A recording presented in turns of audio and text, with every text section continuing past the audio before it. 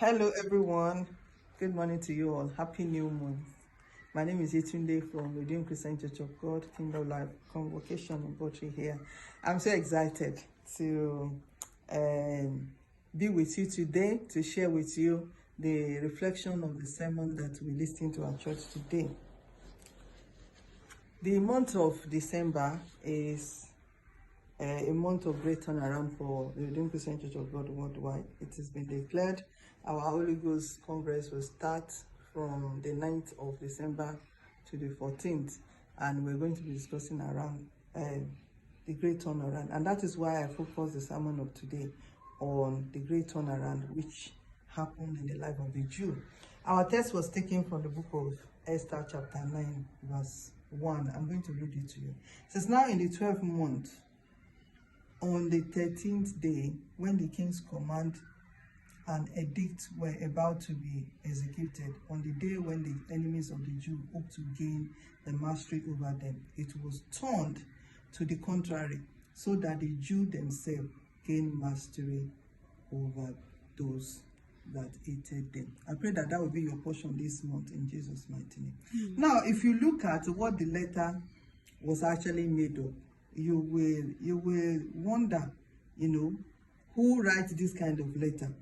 Esther 3:13, it says that letters were sent by courier to all the king's provinces to destroy, to kill, and annihilate all the Jews, both young and old, women and children, in one day, the 13th day of the 12th month. You see, the enemy had gone ahead. You see, some of us may be wondering why some things happen. The enemy had already gone ahead of the Jew to prepare destruction for this day in future.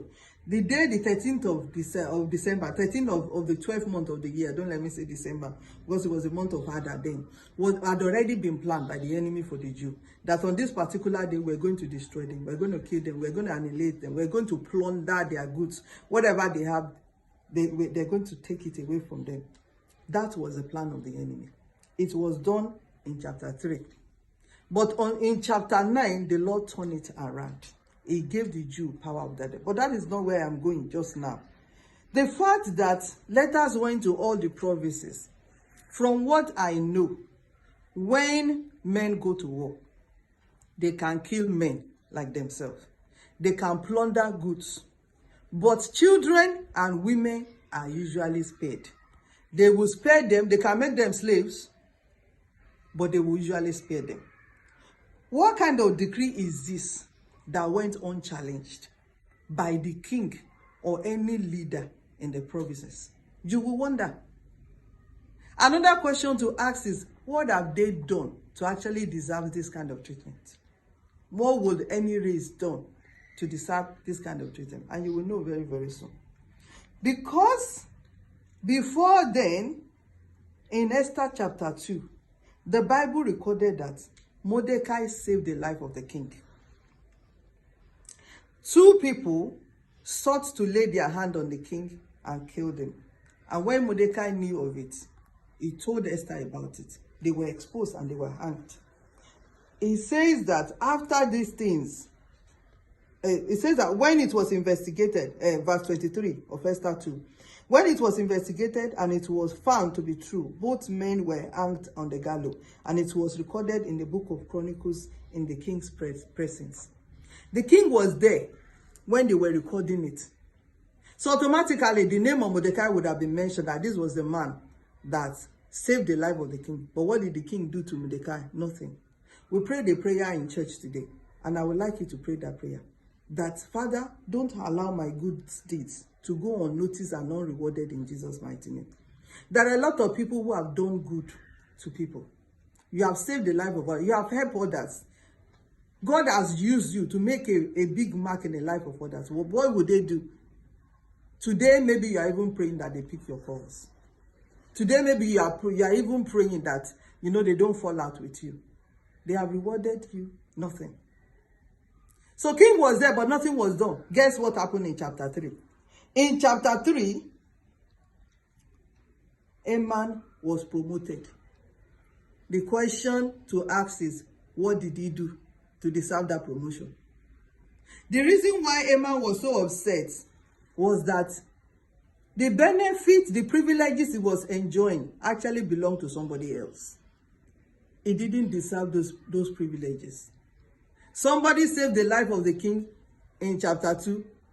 The last chapter, there was recording of the deeds that was done. Some of you, there have been evidence. Records, document has been written about what you've done, about your achievement, but reward has not been given. And you have been fighting the people that you think should reward you. I think you should go into prayer, that God will remember all your good deeds. This is not a joke. I want you to pray that prayer for a great turnaround for you in this month of December in Jesus' name. That God remember all my good deeds. Remember everybody I have helped before in my life. Remember all those things that have been written positively for me that I have not received any merit for. And give me that merit before the end of this month in Jesus' mighty name. The first verse in chapter 3 recorded the promotion of a man that didn't do anything to deserve any promotion. And he knew that as long as Mordecai was alive, his reign will be shaky.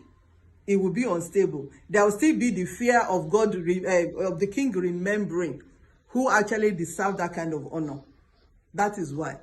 A lot of time you may think that, oh, it's because he's arrogant. Fine, it's true. Because he was an arrogant man. He wanted Mordecai to bow down to him. And the culture of the Jew does not permit them worshiping human being. So he couldn't bow down to him. So he felt slighted. But how can a man be slighted and then decide to wipe off a whole generation, a whole nation? I mean, like every single person, not sparing the children. No, what kind of pride will lead to something like that? What kind of anger will lead to something like that? Now, another prayer that we pray at church today is we pray against the reigning of enemies over our life. Because I said in the sermon that any enemy that you allow to rule over your life will inevitably destroy.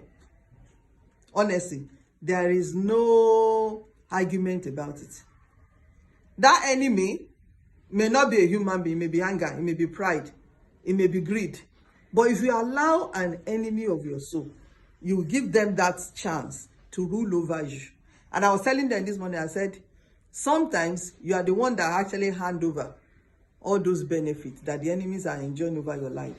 You hand over your joy to them. You collected sorrow. You hand over your money. You collected sickness. Some people use their own money to be buying what will destroy them. You'll be using it to buy cigarettes, to buy drugs, to buy alcohol. You are handing over your joy to the enemy to rule over you, to have dominion over you. Any enemy that you permit the authority, you've given the authority to rule over you, will inevitably destroy. Trust me, that is what is going to happen. So you are going to pray to God today that any enemy that is ruling over my life, Father, please destroy them in Jesus' mighty name. In the 12th month, the Bible said that the plan of the enemy over the life of the Jew were turned around. What they meant to be a destruction for the Jew became a great testimony. In fact, so great. I want you to go and read the book of Esther. It's very, very interesting. Very, very interesting book in the Bible. The Bible said at the end of that chapter, at the end of that book, that the Jews had light to the point that people who are not Jew, imagine if you're an immigrant in a country now, and then God decided to turn around your captivity to a point that people who are not Jew became Jew. They wanted to be Jew. They wanted to naturalize. I mean, when you are naturalizing in a country, when you are an immigrant, you naturalize, to the nationality that where you are living. Not that other people who are, the citizen of that nation will want to naturalize to you. That is amazing. And I pray that will be the kind of testimony that God will give to us. I want all of you to share this message. Subscribe to our YouTube channel, comment on it. Pray those prayers that I've said. And please, join the annual Holy Ghost Congress of the Redeemed Christian Church of God from the 9th. Every single day, miracles will be happening. Don't wait until Friday.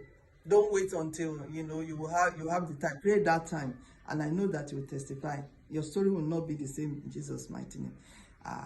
God bless you, and see you later.